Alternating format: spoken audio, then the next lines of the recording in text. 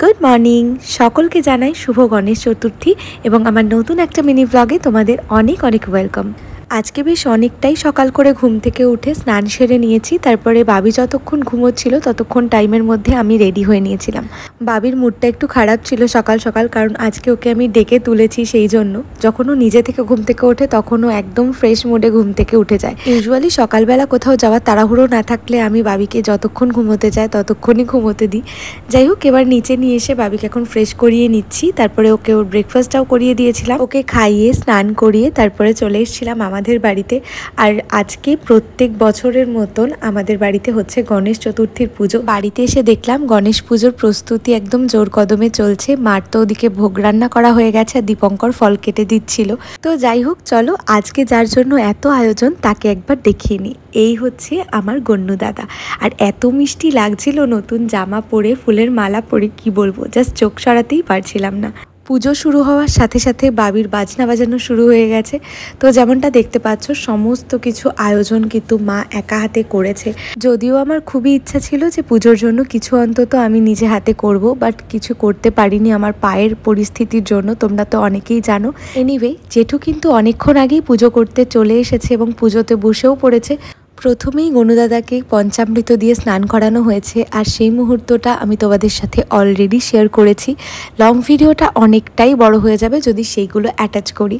তো এদিকে মা সমস্ত কিছু সুন্দরভাবে রেডি করে দিয়েছে পুজোর জন্য। এখন হচ্ছে ভোগ আরতি।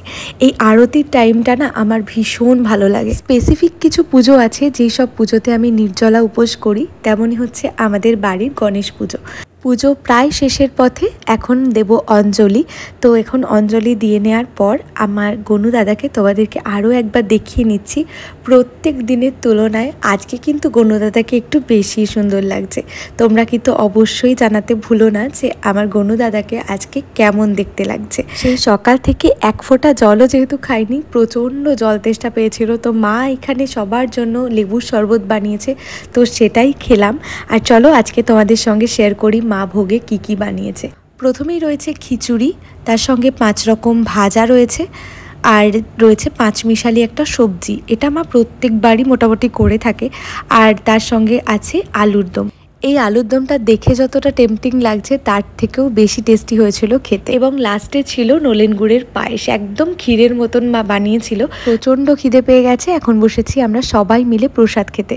ভোগের প্রত্যেকটা রান্না এত অসাধারণ হয়েছিল যে কি বলবো। রেস্ট তো আজকে আর সেরকমভাবে হয়নি, মায়ের তো প্রচণ্ড খাটাখাটনি হয়েছে, তাই আমি বললাম যে চাটা আমি বানাচ্ছি।